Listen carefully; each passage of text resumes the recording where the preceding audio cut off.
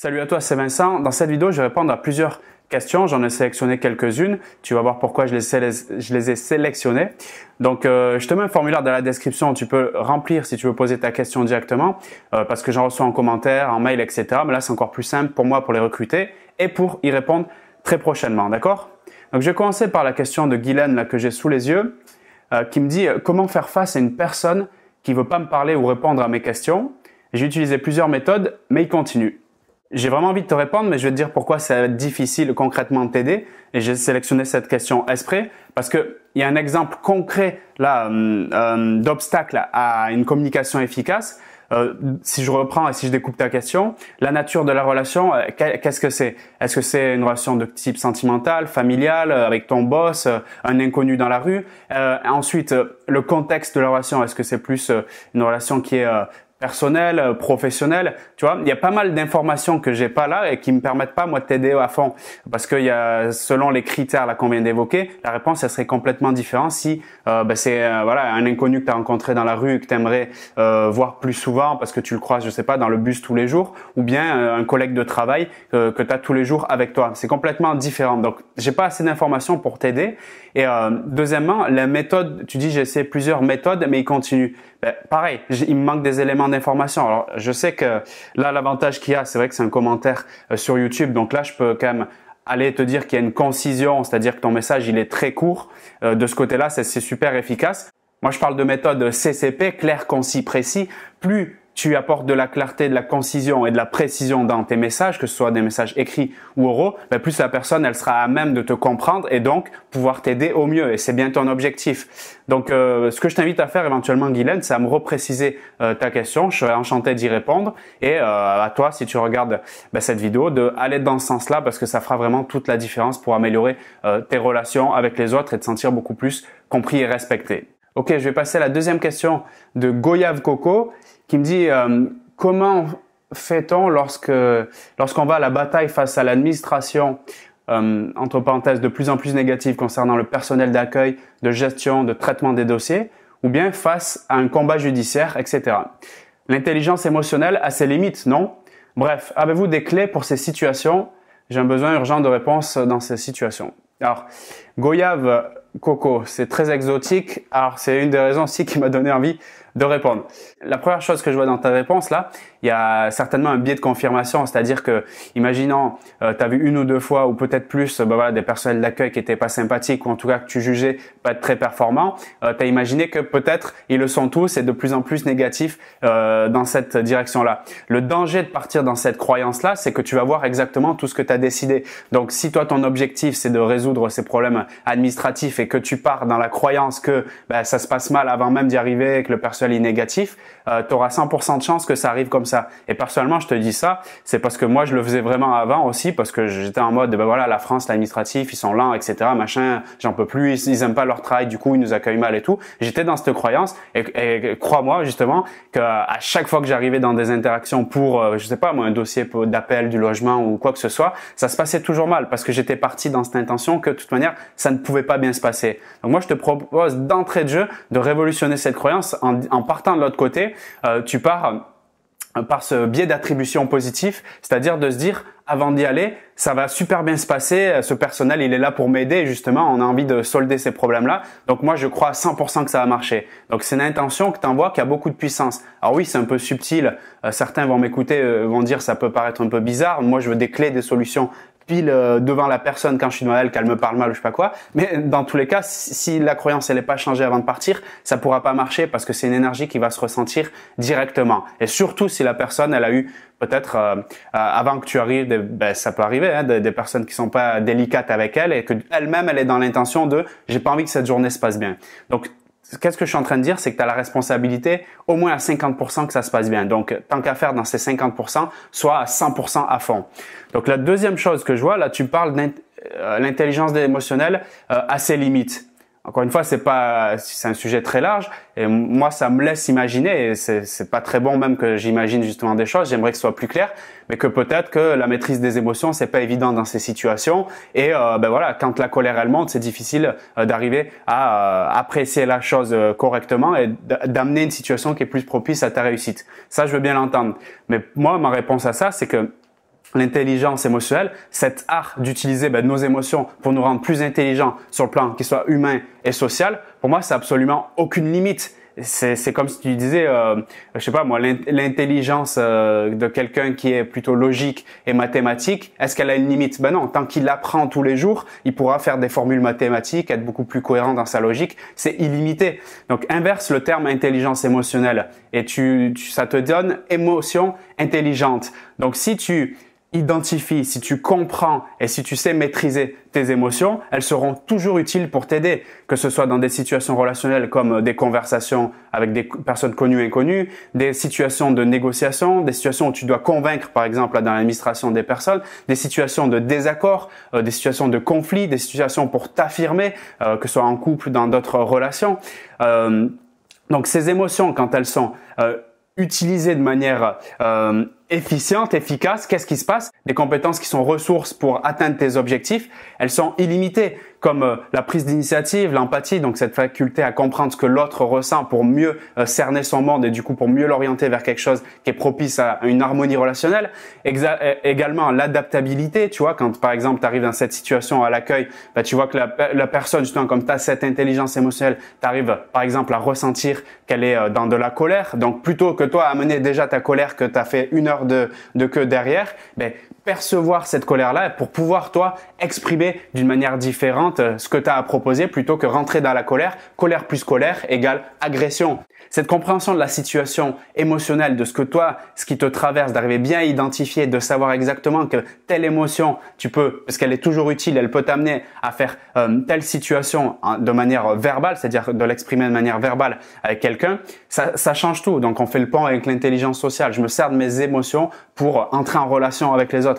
Dans le livre de Daniel Goleman sur l'intelligence émotionnelle, que je t'invite à lire si tu es prêt à lire 1000 pages de manière un peu technique, mais en tout cas, c'est une efficacité absolue si tu veux te développer dans ce sens-là. Il parle de 4 piliers: la conscience de soi, la maîtrise de soi, la conscience des autres et la relation aux autres. Mais tout ça, tu peux le faire en un résumé, c'est: je sais ce que je ressens, je sais exactement ce qui me traverse, je sais exactement ce qui se passe en l'autre et j'ai les outils de communication pour pouvoir amener à ce que tous les deux on s'entende et qu'on crée un but commun. Et je peux te garantir que même avec quelqu'un qui est très négatif, qui est pas content dans son travail dans une administration, ça peut être ailleurs, mais là on parle d'administration, si tu as cette intelligence-là, je peux te garantir que tu peux surpasser toute situation et tu peux rentrer chez toi avec gain de cause et la personne, elle peut rentrer chez elle en disant « j'ai passé une super journée grâce à cette personne ». Je crois à 100% que la réussite, le succès dans n'importe quel domaine, que ce soit dans l'harmonie relationnelle ou dans tes objectifs professionnels ou à simplement t'épanouir, à te sentir en paix, elle passe par le fait de développer justement cette intelligence émotionnelle et cette intelligence sociale. Il n'y a pas plus puissant que la lecture émotionnelle. Savoir identifier ce qui se passe en moi et ce qui se passe en l'autre, c'est tout simplement détecter la vérité de chacun. Et quand tu détectes la vérité, tu supprimes toutes les frontières qu'il peut y avoir entre les gens. Donc, tu peux obtenir des choses qui sont hallucinantes et en plus, tu augmentes l'harmonie relationnelle. Donc, pour moi, la clé du succès, elle est vraiment dans la lecture et l'appréciation émotionnelle. J'espère que je réponds à ta question, Goyave Coco, mais si tu veux garder, je sais que voilà, dans ce genre de questions, je le peux comprendre. Ce que tu aimerais, c'est avoir une clé, par exemple, quand tu arrives face à face de la personne directement et que tu vois qu'elle est un peu négative, comment faire face directement. Mais la vraie clé, c'est toi d'être dans un comportement où tu es dans un a priori du doute positif. Tu te dis, bon, elle est là pour m'aider et je porte ce message que on va faire quelque chose, on va trouver une solution ensemble, tu vois. Et comme tu es dans cette énergie de on va trouver une solution ensemble et je suis prêt, moi, à écouter ce qui se passe en toi maintenant, je suis prêt à le voir, vraiment à l'observer et à faire même dans l'intention de j'ai envie de t'aider, tu vois, si tu vois cette personne, tu penses elle est négative, parle dans l'idée de j'ai envie de t'aider. Et si elle ressent cette intention que tu as, et même tu lui dis j'ai vraiment envie de vous aider, j'ai envie qu'on avance ensemble et tout. Mais quand tu es dans cette démarche, la personne, tu la considères. Et quand tu la considères, tu donnes l'énergie de l'amour. L'énergie de l'amour, c'est celle qui dit waouh, je suis reconnu, il y a enfin quelqu'un qui est là autour de moi et qui se dit j'existe et tout. Mais quand quelqu'un ressent ça,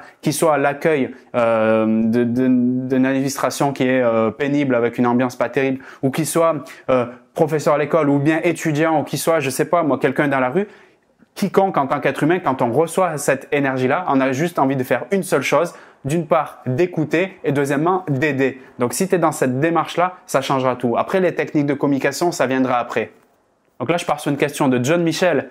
Salut John Michel qui me dit « Si quelqu'un se moque de nous, sur un trait physique en utilisant un humour de mauvais goût et que ça fasse rire les autres, comment peut-on répondre? Là, je vois deux composantes dans ta question. Il y a le regard des autres et en plus, il y a le fait d'être touché sur l'identité. Parce que la moquerie, donc elle se dirige pas sur un comportement ou une attitude qui pourrait être peut-être un peu moins blessant, mais elle se dirige sur ton identité propre puisqu'on parle de traits physiques. Donc ça a un impact important, notamment dans la réaction émotionnelle que tu vas avoir qui peut être amplifiée justement par le deuxième paramètre, le regard des autres. Donc cette réaction émotionnelle que tu ressens, c'est là, tu me l'as pas cité, mais je trouve que ça a une importance majeure. Tu vas le voir pourquoi, pour pouvoir répondre à ce genre de situation. Typiquement, si tu ressens de la honte quand il y a ce genre de moquerie, la honte, c'est une énergie qui est pas propice justement à réagir. En tout cas, c'est celle qui te met dans le plus de difficultés pour pouvoir réagir efficacement parce que la honte, c'est une énergie qui te pousse par rapport justement au regard des autres à te replier, à vouloir t'enfuir. Donc si quand tu ressens ce genre de moquerie, est-ce que tu as envie de partir ou plutôt est-ce que tu es plus dans une réaction de type où tu as envie soit de lui casser la gueule concrètement, de l'agresser, et là tu serais plus dans une réaction émotionnelle de colère. Il y a un auteur que j'adore qui est Laurent Gounel, un Français, qui a dit cette phrase: l'hostilité pousse à réagir, la moquerie à s'enfuir. Là, quand il parle de pousser à réagir, il parle de réaction émotionnelle, de colère et à s'enfuir de honte. Donc, c'est très important d'identifier dans quelle émotion tu te situes par rapport à ça pour pouvoir après mieux réagir. Parce que si tu es dans une émotion de honte, il va être très difficile donc de réagir avec une répartie efficace, par exemple. C'est-à-dire contrecarrer la moquerie par retourner le truc sur lui, qu'en fait c'est les autres qui vont se moquer de lui. Et je suis sûr que c'est potentiellement quelque chose que tu as envie de faire, mais en vérité c'est ce que je te déconseillerais. Je vais te dire pourquoi. Parce que si tu t'acceptes et si tu t'aimes, ça c'est la première chose, si tu t'acceptes et tu t'aimes à 100%, il y a aucune moquerie décidément qui peut t'atteindre. Bien au contraire, ça fait un effet, tu vois, ça va aller sur toi et ça va rebondir et ça va confronter le moqueur, si tu veux, à son impuissance, à sa faiblesse, parce que le moqueur, c'est le propre en fait de la faiblesse. Donc ça, c'est la première chose. Ça me fait penser à une phrase ancienne là du 19e siècle de Honoré de Balzac qui disait: la blessure, ouais, j'aime bien les anciens écrivains français, il disait la moquerie, c'est une blessure incurable. Donc la question, c'est un axe de développement. L'idée, c'est pas de te donner une réponse concrète comme ça parce que en fait, il y en a pas, mais c'est plus de t'inspirer à savoir comment te positionner.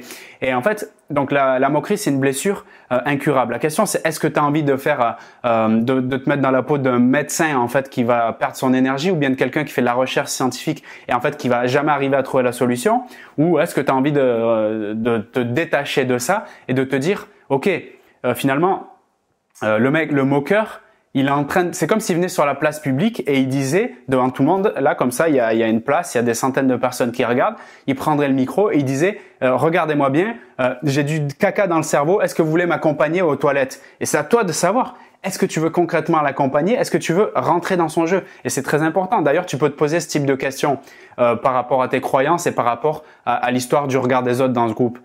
D'identifier, on l'a vu, premièrement les émotions pour savoir comment mieux réagir. Si tu es plus dans la honte, dans la fuite ou la colère, éventuellement, là tu peux. C'est l'énergie de l'affirmation de soi. Donc, il y a peut-être quelque chose à faire si tu es dans la colère. Et ensuite te poser cette question pour apporter la meilleure réponse. Quel est le degré d'importance que je concède à cette personne et au groupe de personnes qui rigolent là autour de moi? Est-ce que j'ai envie de m'intégrer dans ce groupe au point de devoir faire un jeu de dominant-dominant, c'est-à-dire d'utiliser les mêmes armes que la personne pour pouvoir me faire accepter dans le groupe? Parce que oui, désolé de te le dire, mais on vient d'où on vient, c'est-à-dire on a passé plus de 8 millions d'années, en tout cas 95% de notre histoire en tant qu'être humain, c'était en mode chasseur-cueilleur. Effectivement, dans chaque groupe et dans des groupes sociaux, et c'est encore le cas aujourd'hui, il y a des dominants. Et soit on décide qu'on veut vraiment par-dessus tout intégrer ce groupe, c'est qu'on veut rentrer dedans pour les raisons qui nous sont propres.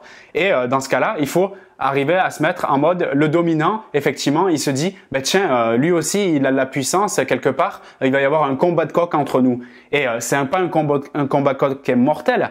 Tu vois d'ailleurs si tu regardes les animaux dans la jungle, ils ont des armes très puissantes pour se détruire et pour se tuer, mais non, c'est pas ce qu'ils vont faire. Ils vont juste se donner des petits coups pour dire, tu vois, moi aussi je suis à la hauteur, donc je peux intégrer ce groupe. Et dès que ça arrive, tout le groupe social, il valide qu'effectivement lui il est à la hauteur et il peut intégrer le groupe. On voit d'ailleurs ça, tu sais, ça me fait penser. Tu sais, ces confréries, ces trucs comme ça aux États-Unis où pour rentrer dans un groupe, il faut se faire bisuter et pour montrer que tu es à la hauteur de rentrer dans ce groupe. Ben, c'est un peu le même truc. Est-ce que tu es prêt, via la moquerie du groupe, à subir ce bisutage pour intégrer dans le groupe? Si oui, ça veut dire que ce groupe, selon toi, il a beaucoup de valeur et peut-être vas-y. Si tu te dis ce groupe, il a pas beaucoup de valeur et finalement, je suis pas intéressé tant que ça par ce groupe, il est peut-être pas nécessaire pour toi d'aller rentrer dans ce jeu donc de faiblesse d'esprit, j'ai envie de te dire, par la moquerie et peut-être te retirer et juste changer de regard. Toi, tu tournes la tête et tu te demandes s'il n'y a pas d'autres groupes qui sont plus intéressants pour toi. En gros, est-ce que tu as envie de te rabaisser à utiliser ce principe d'entrer dans le groupe pour obtenir ta place, ou est-ce que tu te dis ben non, moi j'ai une autre valeur et finalement je suis intéressé par aller dans d'autres groupes? C'est ce type de questions qu'il faut répondre. Maintenant, si tu as envie vraiment d'aller dans ce groupe, à ce moment-là, effectivement, l'art de la répartie, ça va être quelque chose qui pourrait être intéressant pour toi. Il est possible que je me trompe, mais je pense que tu aurais aimé la phrase magique pour casser la bouche à telle ou telle personne. Le problème, c'est que ça peut pas marcher comme ça. Je connais pas ta personnalité, je connais pas ton style d'humour, je connais pas le style d'humour des personnes autour, tu vois. Donc, je vais pas te donner une phrase que tu vas balancer le lendemain si on se moque de ton physique et qui va te faire un bide et tu vas te faire encore plus humilier. C'est pas du tout l'idée. Je veux pas te mettre dans cette situation-là. Donc, et puis si tu veux vraiment aller plus loin, si tu veux vraiment une réponse parfaite, idéale pour toi, il y a les coachings qui sont faits pour ça. Tu as les liens dans la description de cette vidéo. Il y a que avec ce moyen-là où je pourrais aller vraiment en profondeur avec toi et t'aider. Mais autrement, et tu verras d'ailleurs que l'aide, elle se fera pas sur la technique de communication, mais ça sera quelque chose de beaucoup plus en profondeur. Ça, j'en suis sûr à 100%. Enfin voilà, j'espère que ça t'aide et j'espère que ça aide aussi les autres personnes qui regardent cette vidéo. En gros, quand tu subis des moqueries, demande-toi si ce groupe il est vraiment valable pour toi, si tu as envie d'apporter de la valeur dans ce groupe et si vraiment tu te dis bah non, clairement ce groupe là il vaut pas le coup, c'est un groupe de passage, je suis un an avec eux dans telles études, bah, ils ont qu'à se moquer, je m'en fous, moi je sais ce que je vaux, il n'y a pas de souci, tu vois. À ce moment-là, ça change tout. Comme je m'aperçois que la vidéo elle est longue, je vais te faire une petite confidence, un truc voilà, que c'est un truc que j'aurais pas pu dire avant, mais comme je sais que là il y a même pas 0,5 personnes sur 10 qui ont commencé la vidéo et qui sont encore là, donc en gros on est vraiment ensemble pour le coup là, même si la vidéo elle est gratuite sur YouTube, je sais que là on est vraiment ensemble. Je vais te dire un truc, quand j'étais gamin, je me rappelle, donc c'est une situation là comme John Michel, j'imagine. Il y avait un mec là qui était un peu le persécuteur de service, tu vois. Quand je crois que j'étais au collège, je faisais du roller à ce moment-là. Non, je faisais du skate et tout. On était sur un skatepark, voilà. Et il y a un mec qui était voilà le persécuteur qui avait dit devant tout le monde, tu vois. Et moi, c'était un groupe qui était important pour moi, tu vois. C'était mon groupe de skaters et tout ça.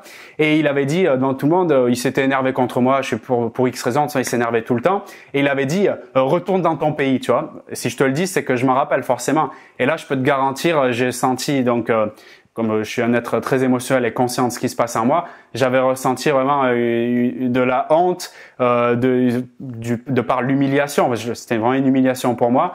Les autres, en plus, ben voilà, c'était plus une ambiance. Clairement, moi je suis métissé, ils étaient plus en ambiance français, blanc, machin, ça passait bien et tout ça à ce moment-là. Et la plupart avaient rigolé. Et le comble de l'histoire, c'est que la personne qui m'avait dit ça, elle-même, elle était 100% pas français, elle était d'origine du Kosovo, je sais pas trop quoi. Mais enfin bref, elle était sur le papier d'identité, clairement, moi je suis 100% français et elle non. Et elle m'avait dit retourne dans ton pays, mais bref, sur le moment-là, on voit pas les papiers, tout ça. Là, j'étais jugé par ma couleur de peau, tout simplement. Et là, ça m'avait vraiment blessé, tu vois, et j'étais complètement désemparé. Je continuais les jours qui suivaient à faire du skate, etc. Ça allait bien, j'y pensais pas tous les jours, bien au contraire, parce que lui, c'était plus quelqu'un qui était en mode électron libre, il passait faire chier tous les groupes, en fait, tu vois. Mais moi, ça m'avait vraiment marqué, et à ce moment-là, mais clairement, voilà, j'étais désemparé. Il y avait aucune répartie qui était possible à intervenir avec cette personne-là, parce que c'était un peu le lion du groupe, c'est-à-dire soit je devenais un lion et ça faisait une grosse, j'étais pas prêt quoi, en gros à rentrer dedans, soit ben, je restais là avec mes pensées et tout ça. Et c'était pas facile. Mais en fait, qu'est-ce qui m'a sauvé et qui aujourd'hui je peux t'en parler clairement et puis j'en ai rien à foutre. Et plus tard, c'est arrivé ce genre de choses. Encore, ouais, bah toi, vas-y, rentre chez toi, machin. Voilà, c'est arrivé. Ouais, c'est arrivé encore, pas beaucoup de fois, mais c'est arrivé. Mais je l'ai pris différemment les fois suivantes. Pourquoi? Parce que justement, j'ai appris à me connaître, j'ai appris à m'accepter à 100%. Et en fait, en avoir rien à faire. Moi, je suis totalement aligné avec cette histoire de pays, pas pays. Moi, je suis ultra bien là. Et au contraire, je suis plus en mode, je m'adapte de partout. Et quand c'est arrivé plusieurs fois par la suite, mais c'est vraiment très rare, c'est anecdotique, 3 fois peut-être dans ma vie. Mais enfin, bref, quand c'est arrivé par la suite, ben, je rigolais, tu vois, je me disais, ben oui, c'est cool, ben moi je suis dans ce pays, on s'amuse et tout, ben si tu veux, je te le présente, je suis sûr que t'en connais pas la moitié, parce que voilà, il y a 36 000 communes, et moi non plus, j'aimerais bien le découvrir, ça te dit qu'on parte en vacances ensemble. Et tu vois, ça, là, j'utilisais la répartie humoristique, tu vois, un peu en mode Laurent Baffy, mais parce que je l'ai développé justement, c'était pour moi des mécanismes de protection, que j'avais développé notamment l'humour, rigoler des situations justement pour se défaire de la moquerie, ça c'est une très bonne méthode si tu veux. Et aujourd'hui, ben, par exemple, on se moquait, tu vois, je perds les cheveux, bon, ça va encore et tout. Ben, j'en rigole, tu vois, crâne d'œuf, machin, Calimero. En fait, bref, quand tu t'acceptes et tu t'assumes à 100%, que tu es conscient de ta vérité et que tu es prêt à la proposer aux autres, ben, quand quelqu'un il veut te toucher sur ton identité ou voire même un comportement qui est un peu moins touchant, mais on va dire sur ton identité physique, origine, etc., ben, t'en rigoles. T'en rigoles juste parce que tu te dis, en fait, le venin qu'il est en train de m'envoyer, le renvoie sur lui parce qu'en fait, il est en train de souffrir. Il est en train de me prouver qu'il est en souffrance. Et moi, quand je vois des gens en souffrance, comme je suis bienveillant, ben, j'ai envie de les aider. Alors, le meilleur moyen d'aider quelqu'un en souffrance, c'est pas de lui ramener à leur... Tu sais, ça me fait penser à tes réalités. Il y a quelqu'un qui balance sur le physique de l'autre. T'as 1 million de téléspectateurs qui regardent et t'as l'autre, comme elle le sait, à dire « Attends, je vais balancer moi une insulte sur le physique. » Et après, t'as 3 abrutis qui sont en train de se bagarrer comme ça et tout le monde qui regarde et tout ça en disant « Ah, c'est génial, t'as vu l'autre qui lui a dit « Ouais, Amélie, machin et tout. » Mais en fait, même ceux qui regardent, eux-mêmes sont complètement dans la souffrance, quoi. Là, en fait, on développe une terre de souffrance terrible. Donc, l'idéal, si t'es un peu plus, on va dire, oui, c'est une sorte de maturité, forcément, c'est de se dire « Ok, à chaque fois que je perçois de la moquerie, tu vois, je l'identifie comme tel. Alors peut-être, oui, je vais ressentir sur le moment un peu de honte, un peu de gêne, de la colère, des choses comme ça. C'est pas impossible. Mais je fais juste un pas en arrière. Je me dis, attends, là, elle est en train d'envoyer son venin, donc elle est en train de souffrir. Franchement, moi, quand je suis en train de souffrir, c'est vraiment pas agréable. J'aimerais qu'on aide. Donc à ce moment-là, le meilleur moyen que je puisse faire, clairement, c'est d'éviter le coûte que coûte de lui renvoyer une moquerie et de renvoyer le venin par-dessus moi-même, en rajouter une couche, puisque ça serait le deuxième effet qui se coule. Elle souffrirait encore plus. Donc voilà. Voilà pour le petit passage perso. Bon, maintenant là on est 0,0001 encore à regarder cette vidéo. Je m'en amuse, c'est marrant. Ok, bon, je te laisse avec ça, j'arrête mes conneries et je te dis à très vite pour d'autres vidéos. Tu vois, j'avais envie de rigoler un peu aujourd'hui. Je te dis à très vite, salut.